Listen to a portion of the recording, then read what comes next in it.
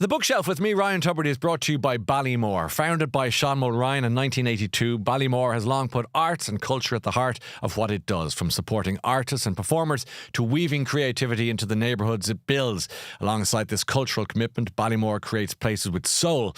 Its international portfolio is filled with award-winning workspaces, homes, shopping centres and entire neighbourhoods across Dublin, London, Bratislava, Prague and Berlin. Places where design, innovation and creativity come together and where people can live, work and play.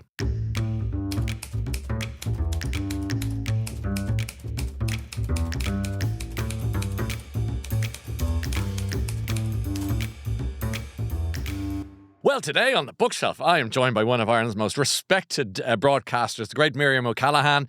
For over 4 decades, she's been at the heart of the nation's news, from the Omagh bombings to the biggest political debates of modern Ireland, guiding viewers through moments of crisis and moments of change with composure, with clarity and with great empathy.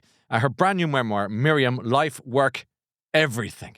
That's out now. It reflects this on the standout moments really from her extraordinary career, and in true bookshelf style, we're going to see learn a bit more about Miriam through the prism of other books as well as her own. Miriam, what a pleasure to see you. So no, I've never been interviewed by you. And I don't think we've met in this context, so it's a bit weird, and it's probably a sketch for somebody, but for us it's our show today, so thanks for coming in today. And I'm very happy it's great to see you. Thank you for saying that, and you look great, head to toe in green. Yeah, I know. You're going to probably do 10 events today.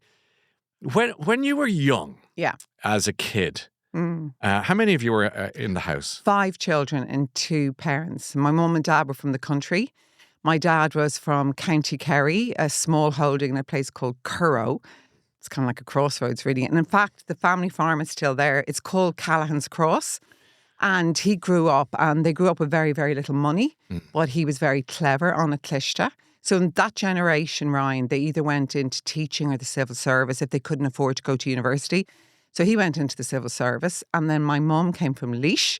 Her dad was a Garda sergeant in a tiny village called Ballymore in County Laois, and she became a teacher, and they met in Dublin. And that's my history of my parents, and there were 5 children. Do they have? Is there an origin story as to how they met by any? Interestingly, there is. Yeah, okay. So basically, they were at a dance in Dublin, and Mummy said she was about to go home out of the dance and she hadn't met anyone. And she saw this very handsome, tall man walk in, right? But it was very late and he asked her to dance. But they only had one dance. And then he said, I will meet you in I'd love to meet you tomorrow outside Cleary's Clock. And Mum said, her mother wasn't well. She said, I've got to go home to Laois to look after my mother for a few weeks. And she said, I'll meet you in 3 weeks on this day outside Cleary's Clock. And she said, he'll never remember. And sure enough, 3 weeks later, she went to Cleary's Clock and my father was standing there, and the rest is history.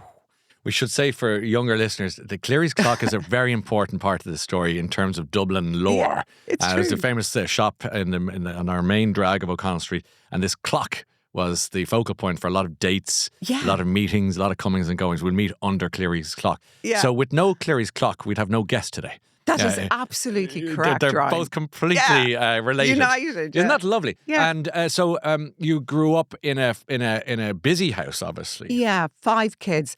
So they bought a house in 1957 out in a place called Cornell's Court, where there's a famous Dunnes Stores. There is. This is, again, a suburb in Dublin. Cornell's Court, Could never understand the spelling of it, but there it is.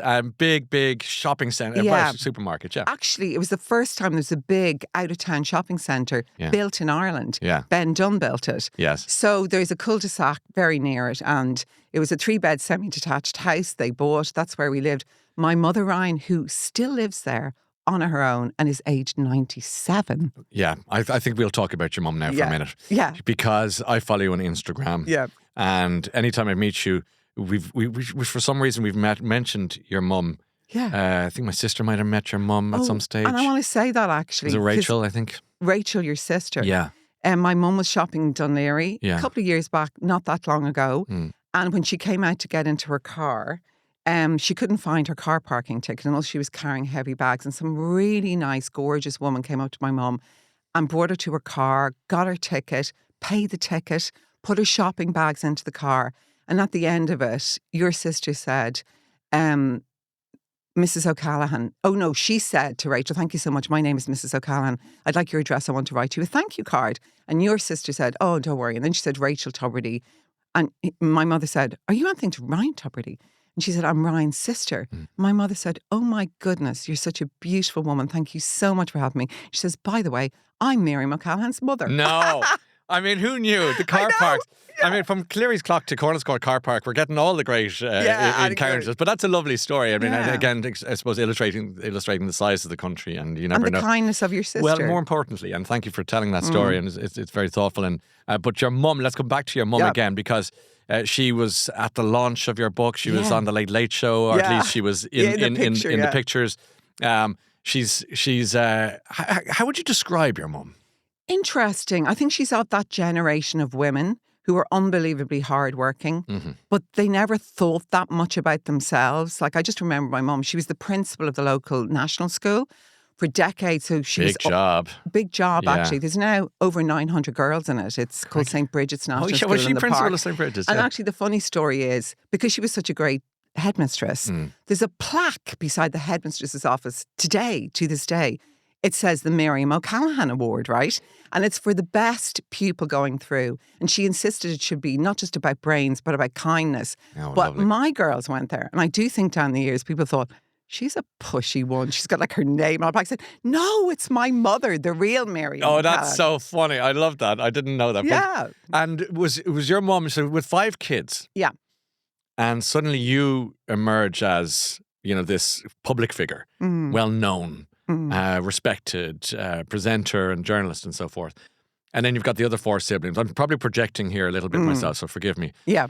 How does the mammy handle, this attention vis-a-vis family and friends? I mean, was she one of those great egalitarians who said, no one's better than the other? 100%. Probably like your own mother. Yeah. If somebody ever mentioned me, she'd say, I have 5 That's it. wonderful children. Well done. My eldest is a historian. Yes. And then she'll go on about Anne and Kathleen. But of course, she's one son, my brother Jim. And literally, I made a joke the other night.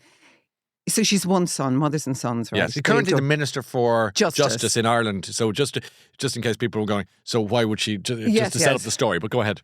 Yeah, so she's one son and 4 daughters. And like, we all get on great. We love each other. But the funny thing is, I have been on television for a million years, Ryan, okay? But when my brother's on the telly, she'll put into the WhatsApp group, quick, Jim's on the telly. Oh, yeah. Oh, the Prince. The Prince. Oh, my son, the Prince. And I slag her. And actually, Jim laughs too. Well, Jim and myself should have a conversation someday, because, our siblings would be saying the same thing sometimes about that. Yeah. So as a child in the house, with the principal for our mum, I presume books, let's talk about books, were prevalent? Were they all over the place? Or was it a library situation? Was it a bookshop on a Saturday? How did that work out? It was the local library. We used to go down to the one in Cabinteely. Yeah, lovely library. But also they were big readers. My dad loved history. He wouldn't read novels, but biography, history, he was fascinated by that. My mother loved a good novel.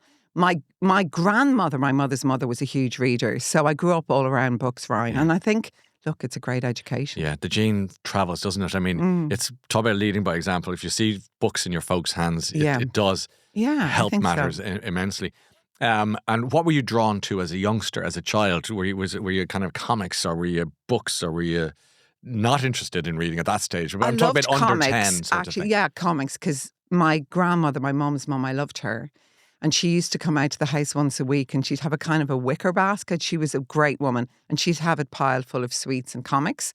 So I liked comics. What a granny. Called Mandy and Gigi and like that. I loved them. Yeah, and I still love them when I think about them. She just brought great joy into my life. Well, there should be no snobbery with reading. Comic is reading. Looking at a signpost is reading. So this, it's about storytelling and where the signpost brings you. Tell me about that particular grandmother. She was, what's her name? What was her name? I called her Mam, but she was called Kathleen Kavanagh. She grew up in Wexford. And she was She was my mother's mother. Oh, your maternal grandmother. Yeah. And why was she such a figure? I just loved her because she was very close to us in our house.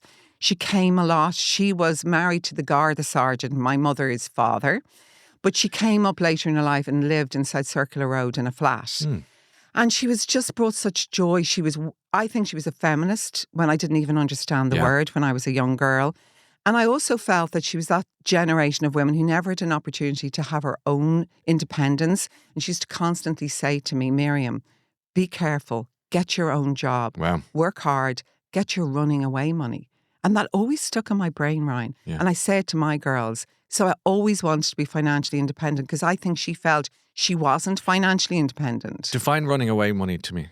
I think what she meant was that in your life, if you were ever trapped in an unhappy situation, you needed your own independence to exit from it painlessly. Yeah, and just it always stuck in my brain. And when I was in UCD, I went into UCD doing law at 16, mainly because my mother's childminding technique was to drop us all into national school at 3.5. So we kind of went far too young. And I used to meet her on a Friday. I was working in a restaurant in Grafton Street called Thunderbirds as a waitress. And I'd meet her in Neary's. Yeah. And we'd, because I think she was lonely now. Yeah. And we would have 2 drinks each and salmon sandwiches, I always remember. Yeah. And I loved her. And I was living in London at the time. And I remember the last time I saw my grandmother was I was running upstairs because I was going back to London. And she was in the small bedroom, the top of her house at the left-hand side. And I ran up and said, I'll see you soon, ma'am. And she got tears in her eyes. And I said, and she said, Miriam, I'm not going to see you again. She says, I said, you know me. I said, of course I'm going to see you. And she died 6 weeks later of cancer and I didn't see her again. Why was she so certain? She must have known more. They say that generation, they know when they're not well, but they maybe weren't sure. But she was right. She had a premonition that she was ill and she was right. And I'm just so grateful.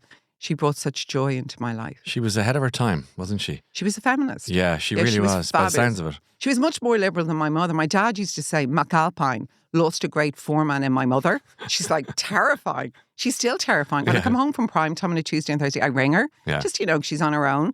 Although we do have someone who sleeps in at night, but I ring her and then she'll tell me if she doesn't like a question. Yeah. She'll certainly say, I wasn't mad about that jacket. And you're going, okay, Mum. Wow. But the day she stops being like that, you're in trouble. I know she's ill, Ryan. You're in trouble. You'll know, that's for sure. I just want one last comment about your grandmother, which is she reflects a lot of people who've been on this program who talk about people of that generation. Yeah. Because of the nature of society and education, we lost a lot of good people because they weren't allowed to go to college. They weren't allowed 100%. To be. A lot of women who, not just a lot, countless amount of women who are, that's not the done thing. You don't go to university. You don't continue your education. And all these people sitting there with these big brains going, what do we do next? 100%. And you must find that when you interview people as well, they always say they feel now their mothers or grandmothers were frustrated. Certainly in my grandmother's case. Frustrated in the extreme. She was incredibly clever. But the patriarchy, sorry to be rude here, but it existed and it just wasn't a done thing. Yeah. Listen, my mother had to give up her job as a teacher because of the marriage bar. And the marriage bar largely, Ryan, as you know, was to keep jobs for the men. Yeah. That's not that long ago. That only went in 1973. Yeah. I mean, when you think of it, even, homosexuality, as it was called, decriminalized the equal rights marriage, same-sex marriage, and all these things. We're a very young country, really, aren't we? Or at least we're slow to mature, whatever way you might look at it. But we're still on a trajectory. Yeah, but we've kind of sped up a lot. That's why I was lucky to present the coverage of the equality marriage referendum. And that was a moment, Ryan, because as Tommy Tierney famously said in the late day, it's not that long ago now, we weren't allowed to be left-handed. Yeah. And suddenly, seriously, it's one of my favourite lines from Tommy. It's brilliant. And suddenly on that day in Dublin Castle, when Irish people voted in their numbers, that everyone should have the right to be married, whether you're gay or not. And I do recognise there are many people who didn't vote for it, but in the end, the vast majority did vote for it. But it was so moving. I remember looking from my position, looking down into Dublin Castle, into the yard, grown men hugging each other and crying because it meant so much to them. Yeah. I think we're a great country. Oh, yeah. And we're getting better. Yeah. We're getting better. The childhood book then, this is your first book today. Which book are you going to go for? It was hard to think because I love all the famous 5. But I went for Anne of Green Gables. Okay. Yeah, I know. Tell us about it and why. I mean, it's a classic. Yeah, I just remember loving it. I think it was because I thought she was fascinating. She's called Anne Shirley. And also, Ryan, she insisted in a little thing, which I love, that her Anne name had an E at the end of it. And my late sister Anne always wanted and did have an E at the end of her Anne. So I think it was resonated then and resonated even more now. It's a beautiful book about a young girl who's like, by mistake, adopted by these two, middle-aged siblings. And it's just about how her life in the Gables and how kind she is and how outspoken she is. And I felt even as a very young girl, she was like a feminist as a young woman. That's how I read it. So I just loved it and I still love it. It still resonates I was going to today. say, does it read well today, do you think? 100%, because at the root of it is kindness. And in the end, when one of the siblings died, she'd gone off, but she came back to mind her aunt, as she called it, the sister of the man who died. And the guy she fought with in school, he was really kind to her. So it kind of rounded up that if you're kind in life works out well for you. You've written your autobiography, and your life is strangely episodic. If I may say so, your life has read like a book in some ways. Yeah. And you were so young to be in university. As you said, your mum's childcare was distinctive by personality. Very distinctive. Let's call it that. And 16 is quite young to be thrust into that world, because I often feel sorry for. I was reading a report recently from the Students' Union. Actually, I was up in UCD, your old alma mater, and mine as it happens. And I said to the Students' Union president, "What's the biggest issue for you?"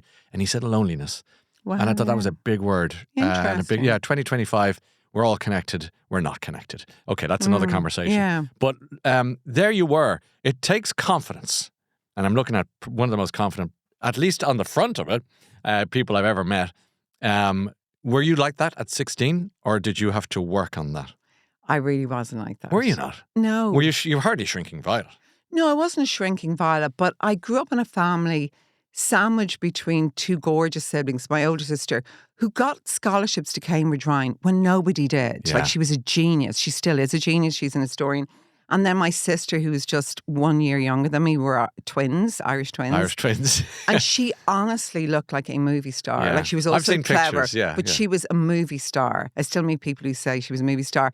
So I think I got a bit sandwiched, which was no bad thing. I was also incredibly thin. I clearly, when you look back now, even I put pictures in the book, I had an eating disorder. And I remember going to London in my first year in college with my good friend Geraldine Connolly, who's still my good friend. All my good friends actually really are from my childhood. Yeah. And, it's always a good sign, Miriam. Yeah, I think so. Yeah. Sorry. And she came back from London looking great, as she said, because I came back from London. I remember my father picked me up. I was under 7 stone, Ryan, and I'm 5'10.5". So I was emaciated. And I remember my father, a man of few words, a wise Kerry man, civil servant. He didn't say much, but he took me home. And my mother, I could see them both looking at me and saying, she's ill. I looked really ill. But they didn't panic, and they took me to the local GP. And over time, I got over my eating disorder. But I do think a lot of young women have eating disorders, Ryan, because there's a lack of confidence, and then you want a bit of control. So, yeah. And also, we used to go to the Glen Eagle Hotel in Kerry to go to the dances when we went there as young girls with our parents. And my sisters and I would walk in and they'd all dance and didn't mind getting asked to dance. And when I was a young girl, I would go into the toilet of the Glen Eagle with a book.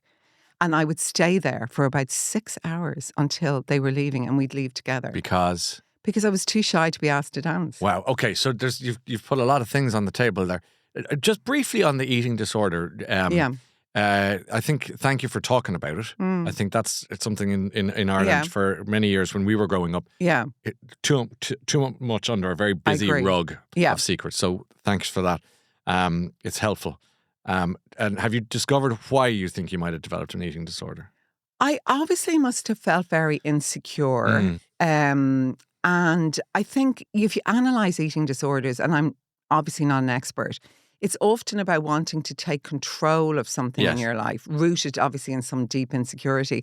That's all I can say, Ryan. I can't really know why I got so thin, why I didn't eat properly. And I did have, repercussions later in life, because although I famously have a lot of children, I had fertility issues. Yeah. And I know that was related to an eating disorder. Yes. But it's a very difficult one for parents and families. Yeah, it is. So I wanted to share it to say, look, you can get over it. Yeah. And now I eat whatever I want. And now, that's very reassuring, I think, for a lot of nervous parents and people with an eating disorder. Be going, And I thank goodness for don't that. own a weighing scales. And I haven't owned one for about 30 years because I was obsessively weighing myself as a young girl.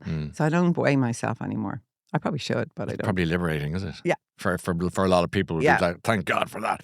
And then I'm going to come to the book that changed your life, because again, in the episodes, we've talked about being in university, and you obviously developed this ability to mingle and to talk and to project and to be confident, if you like. We all act confident. Well, there's that. I often think, though, we remain the insecure 16-year-old who goes to yourself, are you really doing this well? Yeah. How'd you do that? Yeah. They don't know what a fool I am. You know what I mean? I know that. Do you know? I think that's quite...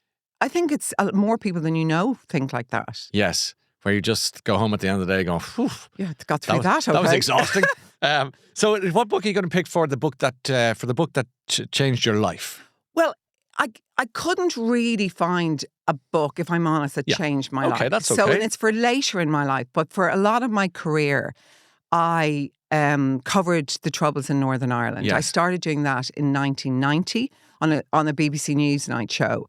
And I went on to do that for about 20 years, Ryan. And it had a huge impact on me. And actually, when I was married to my first husband, and I was only 21, Tom McGurk, he was covering the funeral of Bobby Sands. So I found myself in Twinbrook, in this small housing development in Belfast. I'd never even been to Belfast. Like, I grew up in Cornell's Court. Yeah, that's a big leap now for people who are listening. And let me tell you, I know what you're talking about. So that's a big leap. Because we never went north. I think unless you had family, didn't go north. And I remember that day being in a queue of what seemed like thousands of people. And I think it was one of the biggest funerals ever in Ireland. And someone recognised Tom and called him out. And we went into this small living room. And I always remember thinking, Ryan, like, he was only 27, Bobby Sands. He wasn't much older than me. I was 21. And his, casket was in the corner of this small room in this small house, and people were weeping. And I remember looking at him and thinking, you're not much older than me. And in that moment, my whole attitude to the North was determined, because I felt that was an act of violence against him by the British state. He should not have been allowed to die.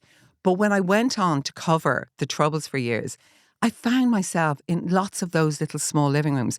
By and large, families on both sides had very little money, and their beautiful young sons normally had been killed for what reason? So I became a total and utter advocate for non-violence, which is why I became obsessed with John Hume and advocated for him to win Ireland's Greatest, which wasn't the most important. I did. And you won that on his behalf, if you like. Yeah, because you interviewed me in the late stage. Right. And look, at the end of the day, he brought peace to Ireland, so it didn't really matter. But in the end, after that late show where we advocated and he won it, in the green room, Pat Hume phoned me because he had early onset Alzheimer's. Yes. And I remember you were even standing in the green room. It was packed. And Pat Hume phoned John's wife, Yeah, Pat Hume, just to say, thank you. He's here, Miriam. He's not well enough to speak to you, but thank you. So anyway, the book... And just for, anyway, John Hume being kind of our generation's Daniel O'Connell, arguably, or Martin Luther King, or whatever. Sorry, but anyway. But it's a good point to say, because I assume everybody knows stuff, and it's wrong. It's wrong because generationally people quickly forget. That is so true, right? Yes, I'm glad you said that. So obviously lots of people brought about the peace process, but most people accept that but for John Hume, who really, thought about Martin Luther King and advocated that we're a shared island, and that we, there's no point in killing each other. Like Martin Luther King said, an eye for an eye, and everyone ends up blind. Yeah. So the book that kind of changed my life, and it's related to my coverage of the North, is Patrick Radden-Keefe's book, Say Nothing. Great choice. Because it's just so moving. And I remember reading it and thinking, there's nothing I don't know about the North, I thought wrongly. But he just puts it all together. And it's so powerful. And it's about the total waste of life on both sides, and the brutality and the tragedy. And ultimately, just a great waste of life. And I often think, Brian, I have children, and I don't know who'd have gone the John Hume route and who might have gone the Martin McGuinness route. Maybe the non-violent advocate and someone who felt you can't change anything unless you take the state on, the British state. And they were all just young people who lost their lives. And it's a tragedy. The book you picked, Say Nothing, is like the best non-fiction is written by people who understand the drama of real life. That's so true. And that's what that is. It's a page-turner, which probably shouldn't be, Yeah. But that is kind of modern history in good hands. That's so well Is that put. fair to say? That is exactly it. Mm. And told in a way that I almost read it in one reading. Yeah, it's gripping, yeah. I couldn't put it down, but ultimately it's gripping, but it tells recent history and shows the sheer brutality. You talk in your book about Martin McGuinness. Yeah. And Martin McGuinness we acknowledge now, was head of the IRA essentially.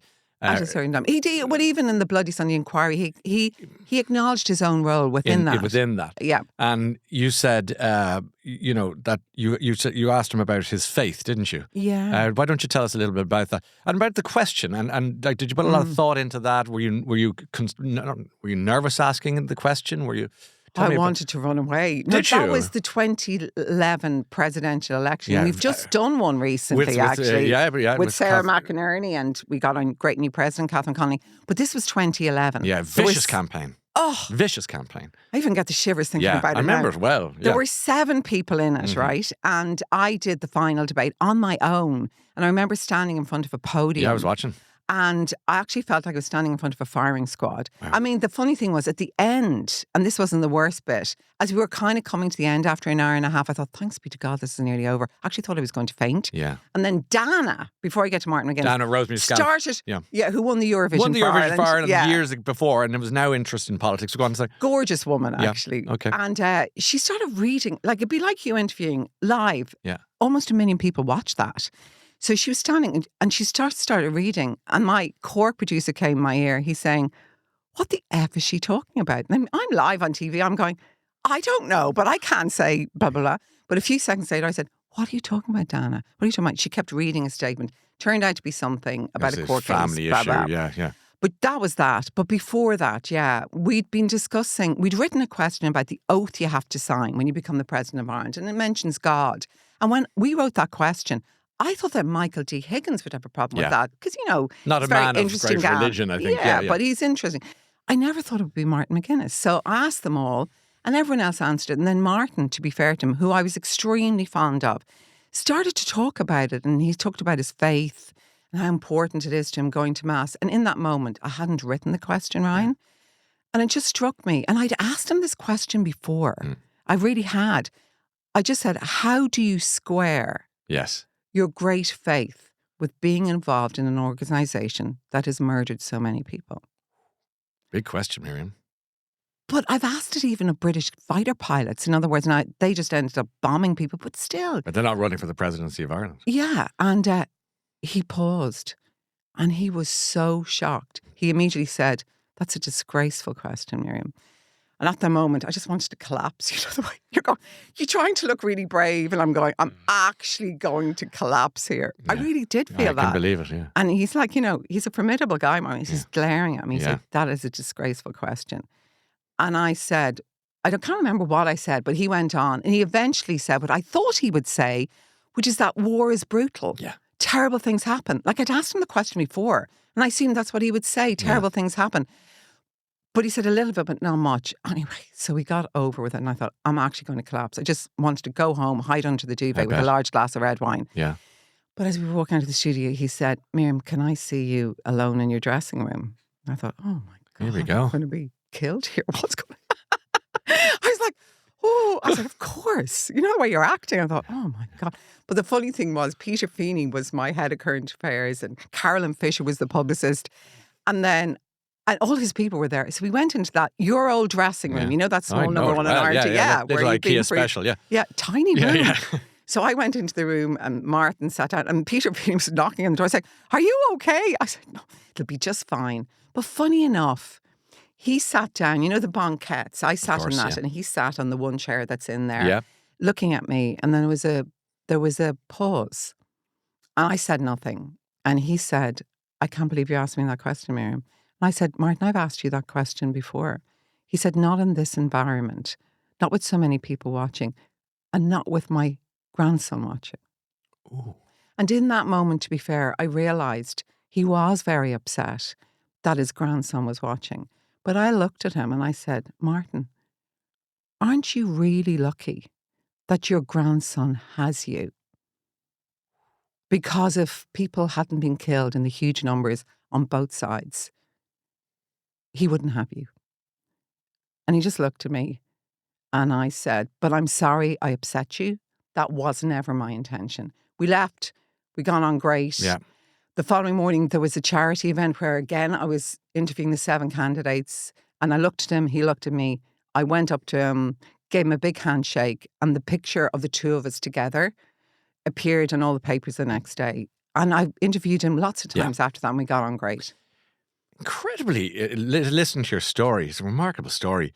Incredibly naive of him to think that question wouldn't come up. And for him to be upset because his grandson was watching, no disrespect to his grandson, of course, but to think that his grandson mightn't read a history book or a newspaper. Yeah. You know, it's a kind of a strangely, for such a tough nut as he was.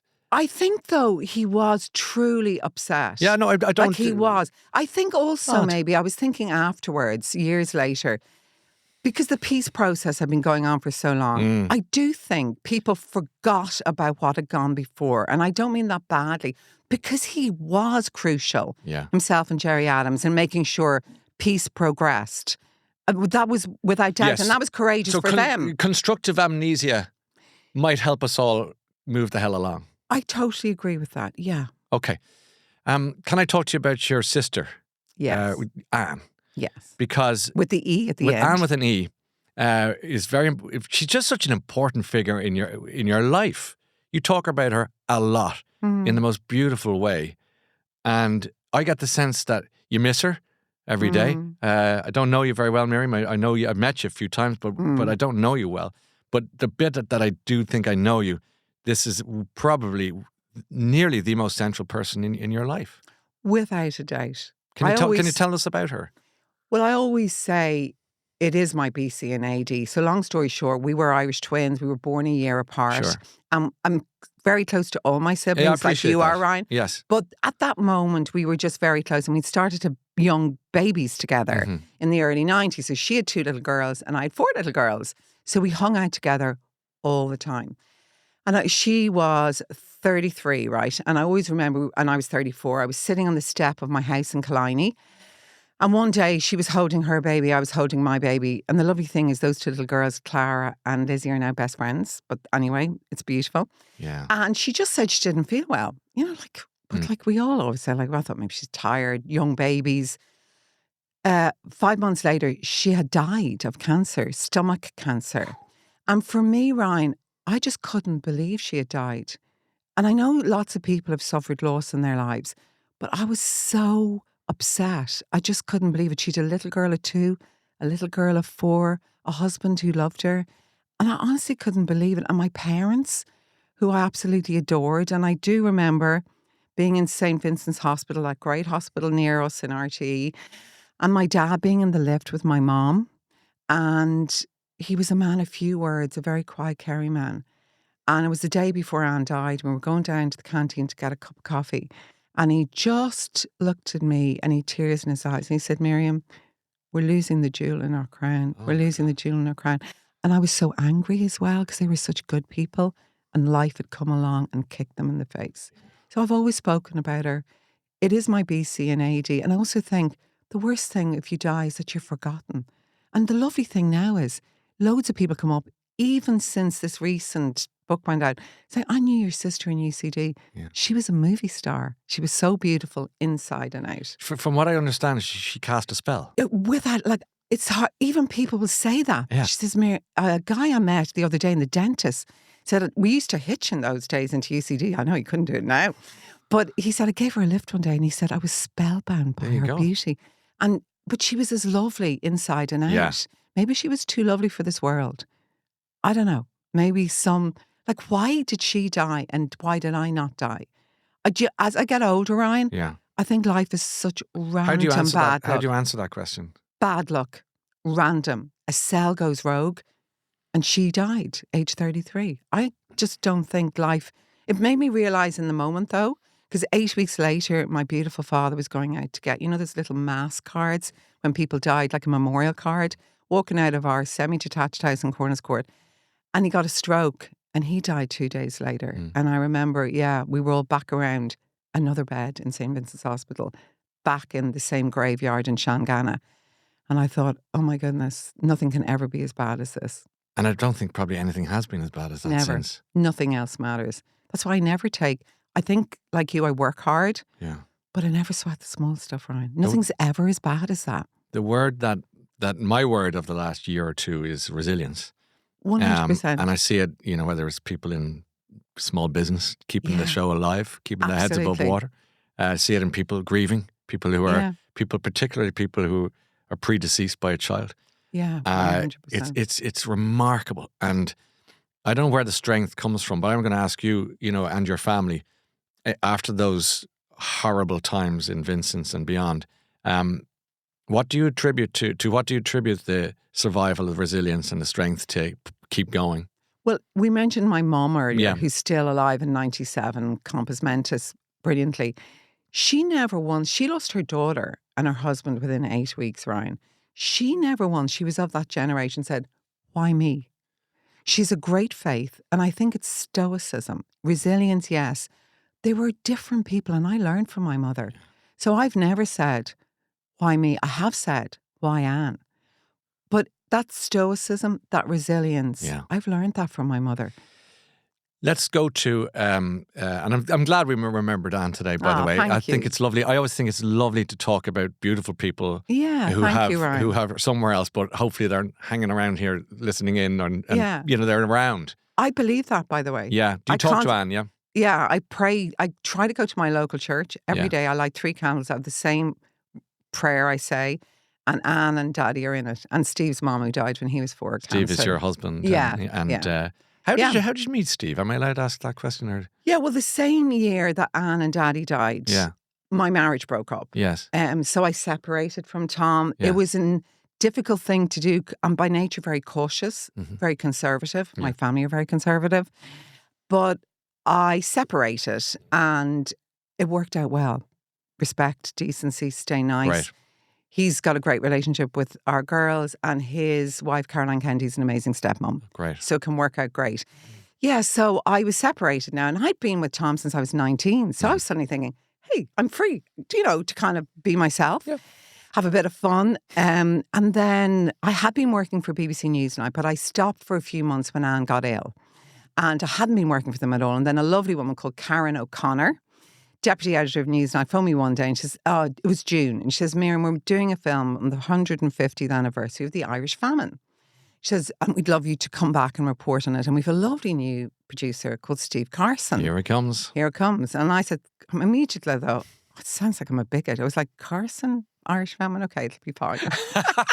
Okay, nice historical reference. You can look it up later on. Yeah, exactly. Okay, I like that. Into it. Yeah, good. And so he phoned me up straight after Karen and said, yeah, we're going to work together. And then I was obviously still suffering from grief and a bit mad, obviously, because he said, look, we're going to start filming in Fermanagh, blah, blah, blah. And I said, if you think I'm making a film about the Irish famine that literally wiped out a lot of my father's family in Kerry, you're wasting your time and you're going to make something about northern people. I thought he was going to make a film about, northern Protestants. I was deranged, Yeah, no, you weren't thinking straight. I wasn't thinking straight. I understand. So apparently he put down the phone and thought I was a nightmare. I put down the phone and I said, he's a total Rick beginning with a P. And I say it in the book. Yeah. And actually people laugh at it. And it is funny. To be fair to Steve, he says it's his favourite line in the book. Yeah. I mean, long story short, I came into Strokestown, the famine museum, right? Yeah, it's great beautiful museum. Place because we were filming there. Roscommon, indeed, where love stories begin. Yeah, so it begins in the famine museums. Who knew? And actually, when I got into the room, he walked over to me. I'd never met him before. Yeah. I remember thinking, oh, he's gorgeous. And then he just said, hello, I'm Steve Carson. And I said, hi, I'm Miriam. He goes, nice to meet you. I said, nice to meet you. And I think in that moment, Ryan, I fell in love with him. Wow. And actually, our wedding bands has inscribed within them ALWFS, a long way from Strokestown. Oh, that's great. Yeah. Now, we didn't get together till the following year, but in that moment, I loved him. And we were the perfect duo. We made endless films for Newsnight. Yes. And he was a Northern Irish Presbyterian, and I'm a Southern Irish Catholic. So Newsnight editorially decided we were the perfect mix. perfect match. It would all be balanced. It's a great band. That's great. It reads like a screwball comedy in the book, which is great because it's good fun. Like it's an unlikely couple who then eventually go, it's very unlikely because he was 27. Yeah. He was younger than me. What age were you at that stage? 34. Yeah. Going on 35. And I was separated with 4 daughters in my mid-30s. I didn't think, who would take me on 4 girls? Being honest, no matter how much you fell in love with someone. Yeah. But he was clearly very mature. And he fell in love with me and he became an amazing stepdad to my 4 girls. And you had how many children together, just to remind people?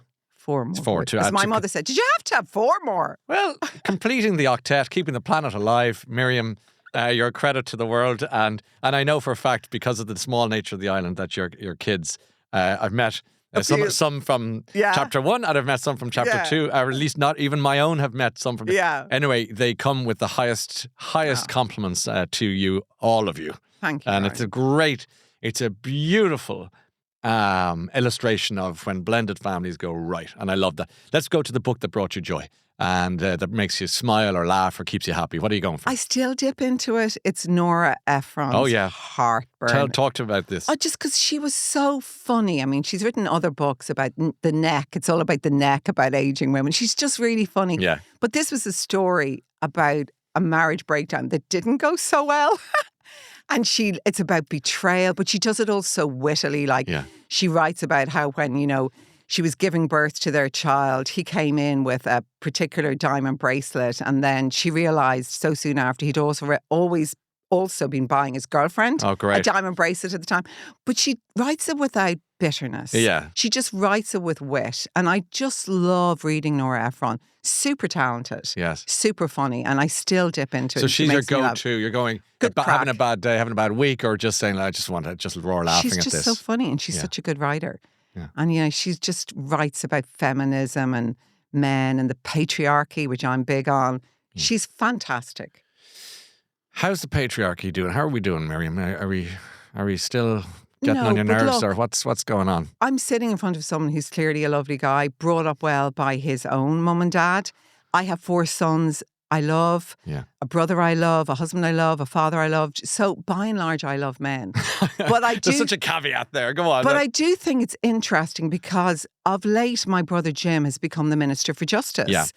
And not within where I work, but a few men have suggested that in some way I would have to abandon my hard-earned career for a man. So in my book, I do write, the patriarchy is dead. My mum had to give up her job when she got married. Yes.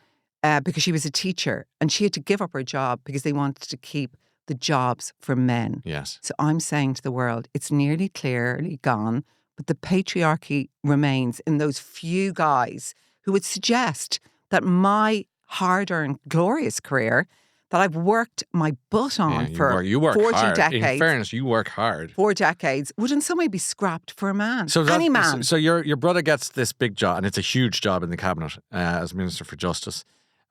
You're somebody or more than one person said to you, well, maybe you should step aside. Or did that actually happen in real life? No one I've ever met. Good. By and large, it's on the toxic site that is X. And by and large, they're the people who have 2 followers. They don't know I've muted them all. But I'm just saying but they're still out there, is what you're saying. The idea that any woman would have her career scrapped in 2025 because of the choices of another man, whoever that man is. Yeah, it's gone. The patriarchy is dead. We are R.I.P. the patriarchy. Yeah, we're talking today, not long after the presidential election. Your name kept coming up and up again. Why didn't you run for presidency? Well, I always think you have to be really careful, Ryan, because it sounds like it's the most respected role in the country. We now have a great new president coming in, Catherine Connie. We've had a great president, Michael D. Higgins. I'm not sure even anyone would have voted for me. Yeah, but it's a rumour that doesn't go away. No. It's always there. And if I'm honest, I wouldn't inflict it on my children. My youngest guy is now 19. I still have 3 student sons. You know, and even my daughters, why would I inflict that on them? On them, that makes sense in a sort of for now, because this reminds me of Matthew McConaughey. He drops the name, who I was interviewing recently, and I said, you're obviously interested in politics, and he's obviously a great Oscar-winning actor and so on. And he said, but it reminded me of your answer, which he said, I'm going to wait till my kids are 18 plus, Yeah. and then I'll have a look at it. I So I hear. think you're probably in the same realm. Without a doubt. And even 19. Yeah. Because they're still quite young, Without question. you know. And why would I inflict all that kind of big scrutiny on all of them and us? No. And actually, I love what I do. I know you do. I know you do. And you're brilliant at it. I've loved talking to you today because this is the Thanks, longest Ryan. conversation we've ever had. Without a doubt. And it didn't feel like an interview, No, which I love. thank you. You're so highly regarded and respected and so excellent at what you do. My last question is, what is the name of the autobiography you haven't written yet? You have written it. And we are here. Miriam, life, work, everything. Tell me why you wrote the word everything at the end of life and work. Because, to be fair to Penguin, who published my book, and Yes. they gave me a contract 20 years ago, it took a while. Took a while for you to... Took a while. Yeah, you were writing in longhand. Yes, exactly. With I a didn't quill. sign the contract. Yeah, but the great Patricia Deevy and Michael McLaughlin, they never came up with me. And she used to sidle up to me at the book awards Any sign? and go, and I decided not to write it because I didn't know how I could write it and not hurt my large Sure. family. And I was never going to do that. It's no Prince Harry spare memoir. I don't hurt anyone in it. And I'm very proud of that. Yeah.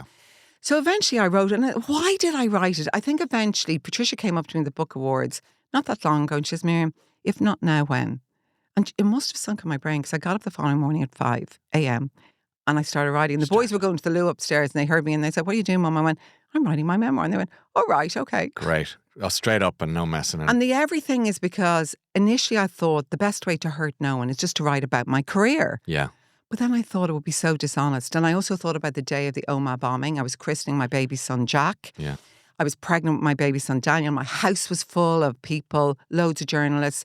My little girls were dancing to the Spice Girls music. It was the 13th of August, 1998. And suddenly I noticed everyone on their pagers. Yeah. And long story short, all the journalists and civil servants left. And Noel Curran came up to me, who was my editor, who was at the party, and said, Miriam, how would you feel it was a Saturday if we did a special prime time tonight? Would you be up to presenting it? And I said, of course. There can be no good reason, Ryan, to leave your son's christening, your baby son's christening. And I went into RT and presented it. So I realised in that moment, my life just crisscrossed. Yeah. I couldn't divorce work from my personal life and everything. And I also think, like you, we ask people to open up to us in interviews. So what's so precious about us that we don't open up? What's so special about my life? I thought, I'm going to be really honest here. And I have been very honest. You have. Really enjoyed your company today. Thank and you, I wish Ryan. you well, particularly your mammy. Oh, yes. Tell her I'll see her in Cornerscore She's a car big park. fan. Well, no, honestly, I hope she's doing great. And thanks for being part of our show today. Congratulations on your autobiography. And I wish you and your family, and I mean it, every happiness. Thank you. Thank you so much, Ryan. You too. This episode is brought to you by Ballymore, a company that creates places with soul, putting arts and culture at the heart of its work alongside creating award-winning workspaces, homes and neighbourhoods across the UK, Ireland and wider Europe. To find out more about the places Ballymore is shaping, where people can live, work and play, visit ballymoregroup.com.